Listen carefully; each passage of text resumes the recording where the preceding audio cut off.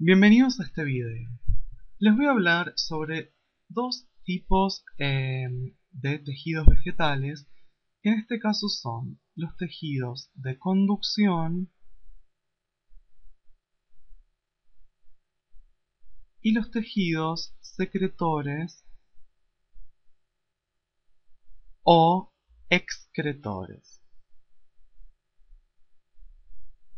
Los tejidos de conducción son también llamados los tejidos vasculares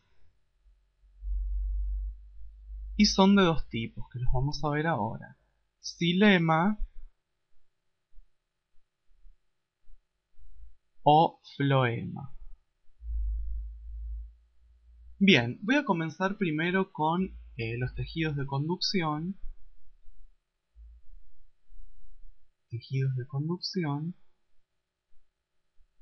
Para decirles que los tejidos de conducción o vasculares son tejidos complejos.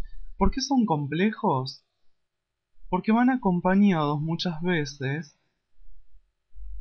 de parénquimas, de células anexas, por elementos secretores o por elementos de sostén.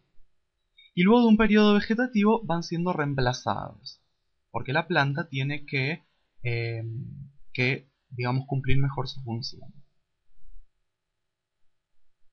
¿Qué conducen los tejidos de conducción? Porque de ahí viene su nombre. Conducen savia.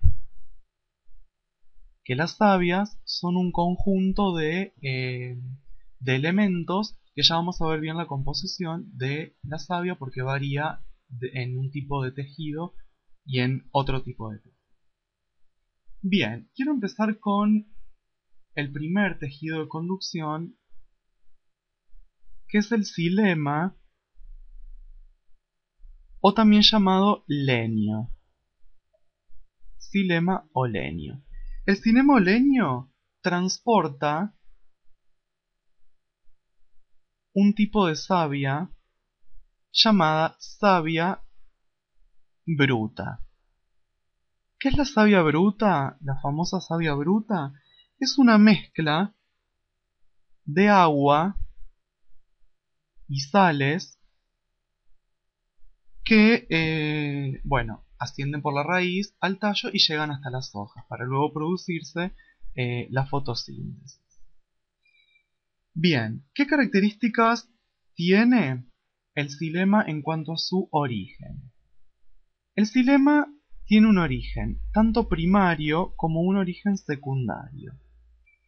El origen primario va a generar elementos de conducción denominados proto y meta xilema.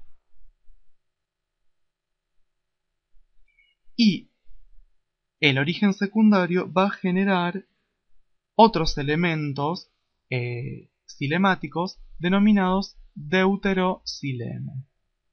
Esto va a ser importante cuando en el video de raíz y tallo, viendo la estructura primaria y secundaria, vamos a ver qué pasa con el proto, meta y deuteroxilema.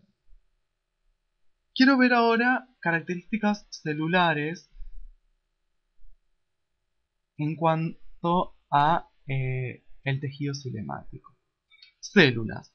Células del tejido xilemático son células muertas, es decir, que poseen pared secundaria. Tenemos dos tipos. Unas que son más primitivas,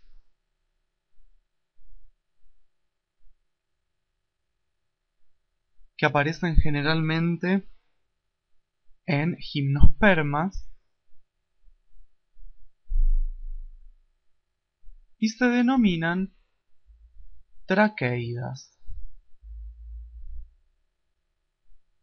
Y luego tenemos otras que son más evolucionadas, que en general aparecen en las angiospermas, y se denominan tráqueas.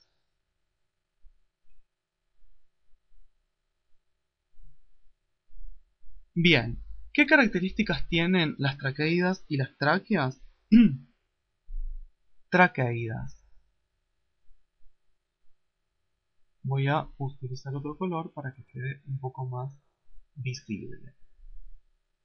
Las traqueidas, como les dije recién, son elementos primitivos y son elementos unicelulares. Unicelulares que se comunican lateralmente entre ellos. Es decir, si yo tengo que esta es una traqueída y esta es otra traqueída, la comunicación es lateral.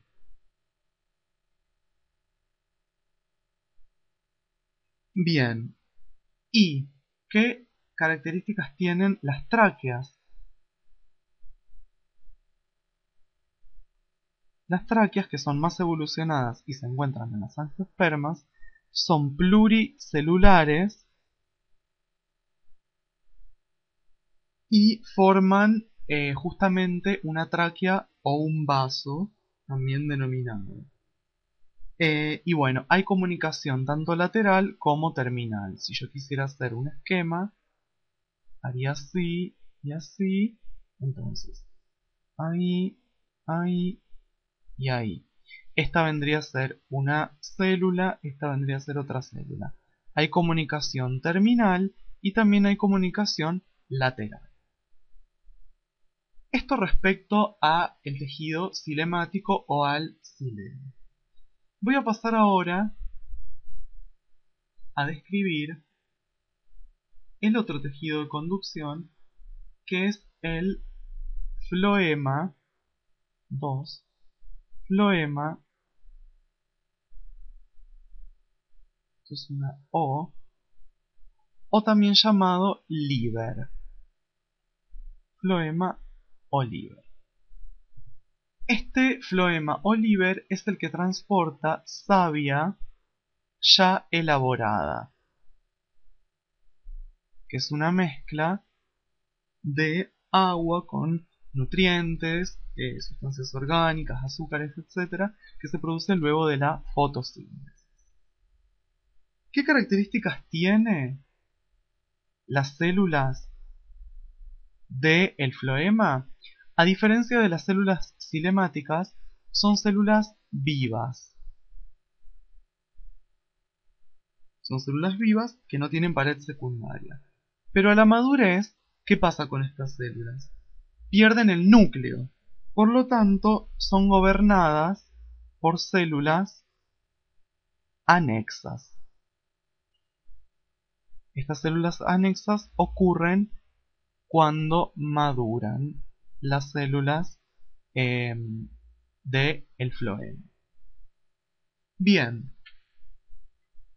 ¿qué características tienen, digamos, el floema respecto a sus características como tejido? En gimnospermas hay elementos que son unicelulares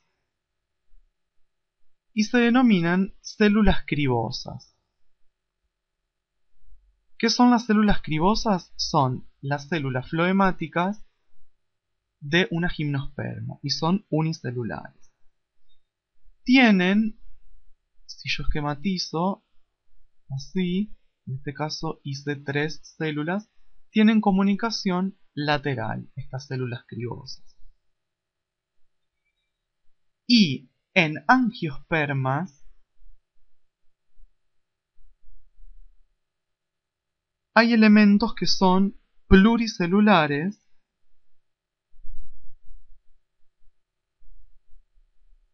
y se denominan tubos cribosos. Estos tubos cribosos, que yo acá estoy dibujando, tienen comunicación solamente terminal y asociados a las células de los tubos cribosos se encuentran, como les dije antes, las células anexas, que son células parenquimáticas que gobiernan a estas células y tienen comunicación lateral. Bien, estas son las características de el xilema y el floema, es decir, de los tejidos conductores de savia. Savia bruta en el xilema y savia elaborada en el floema. Ahora les quiero contar respecto de los tejidos secretores y excretores algunas características y algunas particularidades para que tengan en cuenta. Hay muchísimas estructuras que son secretoras y excretoras, pero bueno, quisiera nombrarles algunas que me parecen importantes. Por ejemplo, hay algunas epidermis que son glandulares, es decir, producen sustancias que, por ejemplo, con el rozamiento del viento se rompen esas células o las membranas y se libera el contenido. Después tenemos, por ejemplo, los pelos glandulares, como los que hay, por ejemplo, en la lavanda. Los pelos glandulares, si yo tuviera que dibujar el pelo de una lavanda, lo podría dibujar así, como muchas células, una al ladito de la otra, y como una especie de cabeza pluricelular, que acá en el interior se encontraría la sustancia que produjo este pelo glandular, es decir, el aroma de la lavanda, ¿sí? Este vendría a ser un pelo glandular, por ejemplo. También pasa lo mismo con el malbón, solamente que en el malbón hay una cabeza unicelular. Después tenemos, por ejemplo, el pelo urticante de la ortiga. Pelo urticante de ortiga, que la ortiga tiene este pelo que lo utiliza como defensa, ¿sí? Es toda una base de células que tienen a este pelo, que es unicelular, tiene una punta de sílice que se rompe y libera digamos, el contenido. Después también otra de las características de los tejidos secretorios son los nectarios. Los nectarios son las estructuras que poseen néctar. El néctar es una sustancia azucarada y pegajosa que sirve para la polinización. Entonces tenemos distintos tipos de néctar. Tenemos nectarios que son extraflorales, ubicados generalmente en las hojas. Hay nectarios que se ubican dentro de la flor, etc. Y por último tenemos, me parecieron importantes nombrarles, los laticíferos. Que los laticíferos son estructuras que pueden ser uni o pluricelulares que producen látex. El famoso látex que tienen las plantas. Que bueno, son para protección o para otras funciones.